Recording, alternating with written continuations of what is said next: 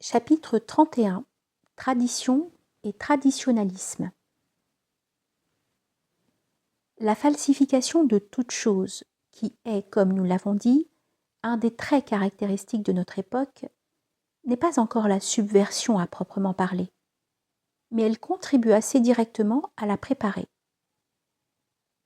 Ce qu'il montre peut-être le mieux, c'est ce qu'on peut appeler la falsification du langage,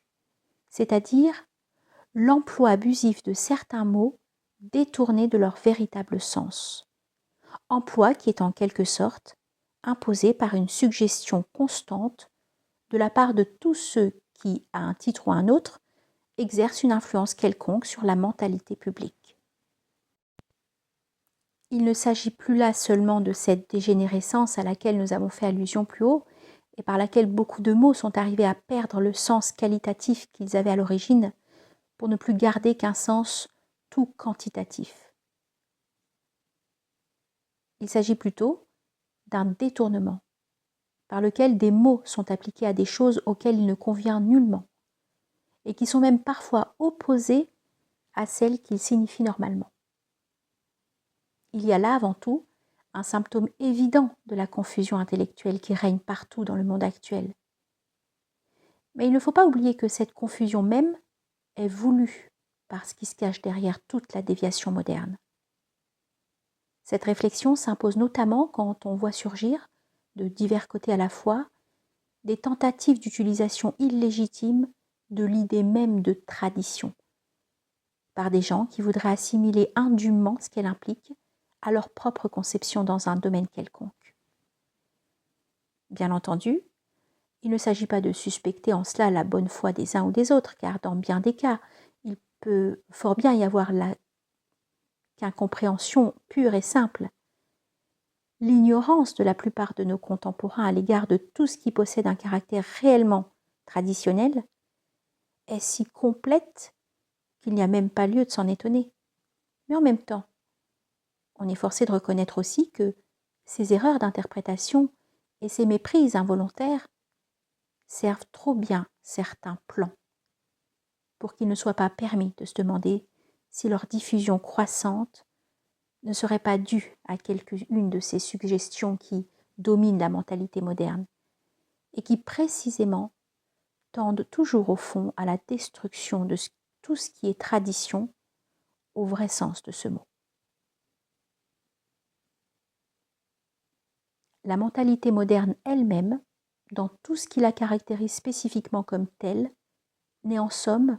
redisons-le encore une fois de plus, car ce sont là des choses sur lesquelles on ne saurait jamais trop insister,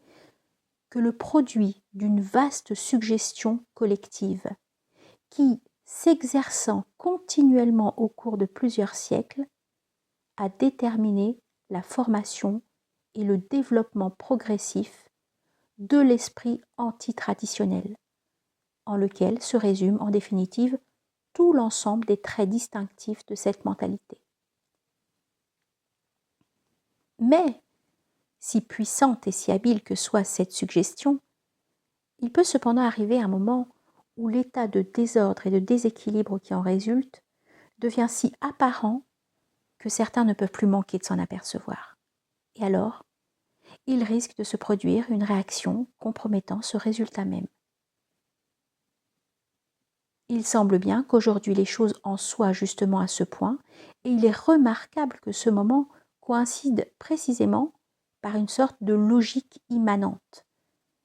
avec celui où se termine la phase purement et simplement négative de la déviation moderne, représentée par la domination complète et incontestée de la mentalité matérialiste. C'est là qu'intervient efficacement, pour détourner cette réaction du but vers lequel elle tend, la falsification de l'idée traditionnelle, rendue possible par l'ignorance dont nous parlions tout à l'heure, et qui n'est elle-même qu'un des effets de la phase négative. L'idée même de la tradition a été détruite à un tel point que ceux qui aspirent à la retrouver ne savent plus de quel côté se diriger, et qu'ils ne sont que trop prêts à accepter toutes les fausses idées qu'on leur présentera à sa place et sous son nom. Ceux-là se sont rendus compte, au moins jusqu'à un certain point, qu'ils avaient été trompés par les suggestions ouvertement antitraditionnelles et que les croyances qui leur avaient été ainsi imposées ne représentaient qu'erreur et déception. C'est là assurément quelque chose dans le sens de la réaction que nous venons de dire. Mais malgré tout, si les choses en restent là, aucun résultat effectif ne peut s'en suivre.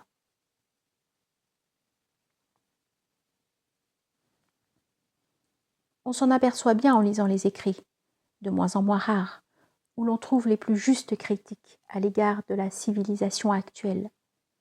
mais où, comme nous le disions déjà précédemment, les moyens envisagés pour remédier aux maux ainsi dénoncés ont un caractère étrangement disproportionné et insignifiant, enfantin même en quelque sorte. Projet scolaire ou académique, pourrait-on dire, mais rien de plus. Et surtout, rien qui témoigne de la moindre connaissance d'ordre profond. C'est à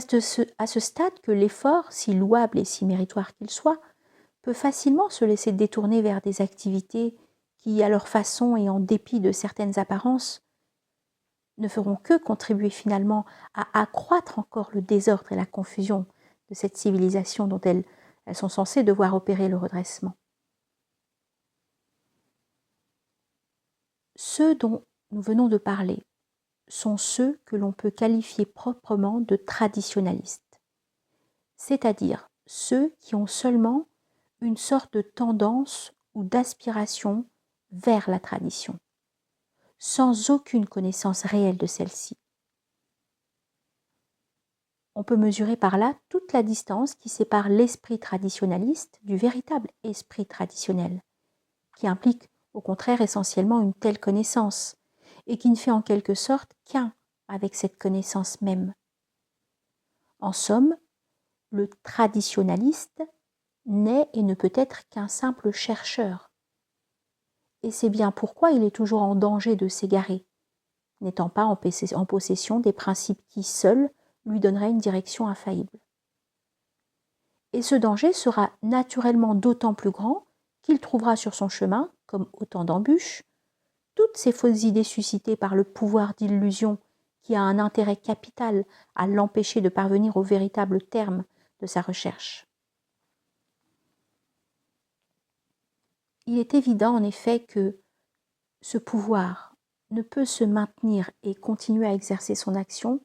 qu'à la condition que toute restauration de l'idée traditionnelle soit rendue impossible. Et cela plus que jamais au moment où il s'apprête à aller plus loin dans le sens de la subversion. Ce qui constitue, comme nous l'avons expliqué, la seconde phase de cette action. Il est donc tout aussi important pour lui de faire dévier les recherches tendant vers la connaissance traditionnelle que d'autre part, celles qui, portant sur les origines et les causes réelles de la déviation moderne, seraient susceptibles de dévoiler quelque chose de sa propre nature et de ses moyens d'influence. Il y a là, pour lui, deux nécessités en quelque sorte complémentaires l'une de l'autre, et qu'on pourrait même regarder au fond comme les deux aspects positifs et négatifs d'une même exigence fondamentale de sa domination. Tous les emplois abusifs du mot tradition peuvent à un degré ou à un autre servir à cette fin, à commencer par le plus vulgaire de tous, celui qu'il fait synonyme de coutume ou d'usage, amenant par là une confusion de la tradition avec les choses les plus bassement humaines et les plus complètement dépourvues de tout sens profond. Mais il y a d'autres déformations plus subtiles, et par là même plus dangereuses. Toutes ont d'ailleurs pour caractère commun de faire descendre l'idée de tradition à un niveau purement humain, alors que tout au contraire, il n'y a et ne peut y avoir de véritablement traditionnel que ce qui implique un élément d'ordre supra-humain. C'est là en effet le point essentiel, celui qui constitue en quelque sorte la définition même de la tradition et de tout ce qui s'y rattache. Et c'est là aussi, bien entendu, ce qu'il faut à tout prix empêcher de reconnaître pour maintenir la mentalité moderne dans ses illusions, et à plus forte raison pour lui en donner encore de nouvelles, qui, bien loin de s'accorder avec une restauration du supra-humain, devront au contraire diriger plus effectivement cette mentalité vers les pires modalités de l'infra-humain. D'ailleurs, pour se convaincre de l'importance qui est donnée à la négation du supra-humain par les agents conscients et inconscients de la déviation moderne, il n'y a qu'à voir combien tous ceux qui prétendent se faire les historiens des religions et des autres formes de la tradition, qu'ils confondent du reste généralement sous le même nom de religion, s'acharnent avant tout à les expliquer par des facteurs exclusivement humains. Peu importe que, suivant les écoles, ces facteurs soient psychologiques, sociaux ou autres, et même la multiplicité des explications ainsi présentées permet de séduire plus facilement un plus grand nombre. Ce qui est constant, c'est la volonté bien arrêtée de tout réduire à l'humain et de ne rien laisser subsister qui le dépasse. Et ceux qui croient à la valeur de cette critique destructive sont dès lors tous disposés à confondre la tradition avec n'importe quoi,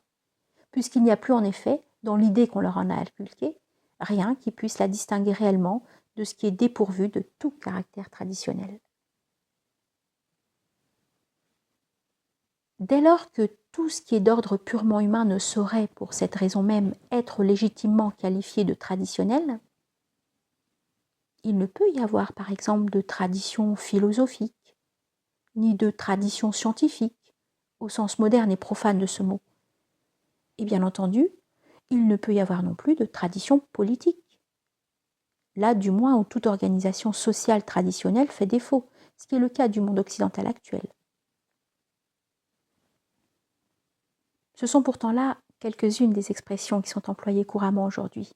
et qui constituent autant de dénaturation de l'idée de la tradition.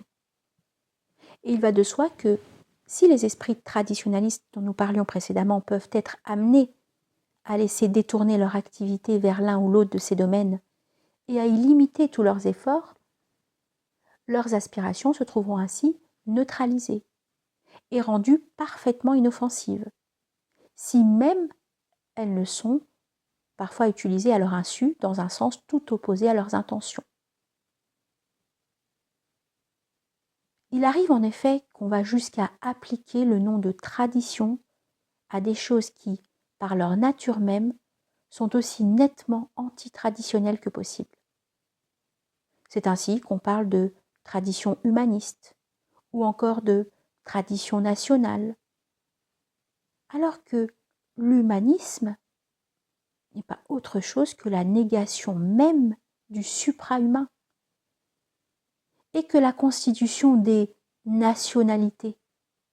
a été le moyen employé pour détruire l'organisation sociale traditionnelle du Moyen-Âge. Il n'y aurait pas lieu de s'étonner dans ces conditions si l'on en venait quelques jours à parler tout aussi bien de tradition protestante, voire même de tradition laïque, ou de tradition révolutionnaire, ou encore si les matérialistes eux-mêmes finissaient par se proclamer les défenseurs d'une tradition, ne serait-ce qu'en qualité de représentants de quelque chose qui appartient déjà en grande partie au passé. Au degré de confusion mentale où est parvenue la grande majorité de nos contemporains, les associations de mots les plus manifestement contradictoires n'ont plus rien qui puisse les faire reculer, ni même leur donner simplement à réfléchir. Ceci nous conduit encore directement à une autre remarque importante. Lorsque certains, s'étant aperçus du désordre moderne en constatant le degré trop visible où il en est actuellement,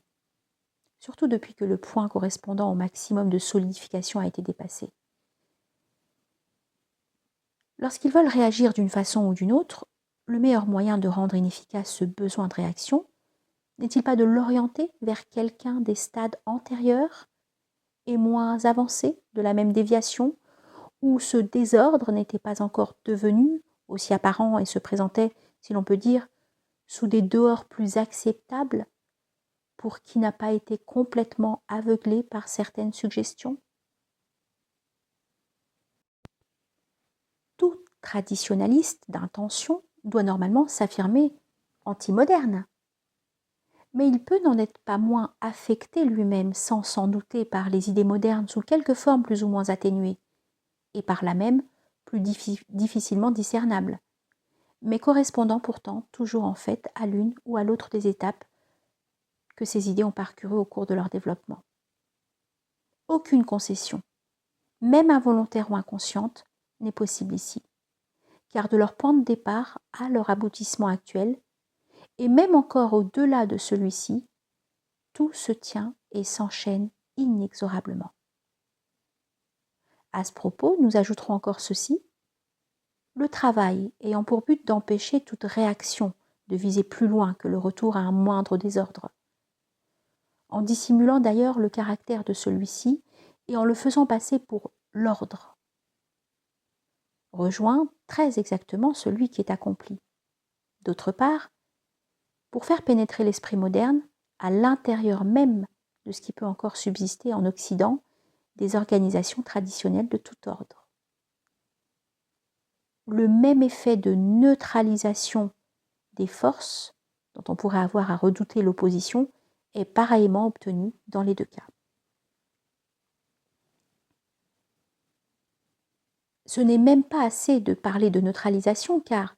de la lutte qui doit inévitablement avoir lieu entre des éléments qui se trouvent ainsi ramenés, pour ainsi dire, au même niveau et sur le même terrain,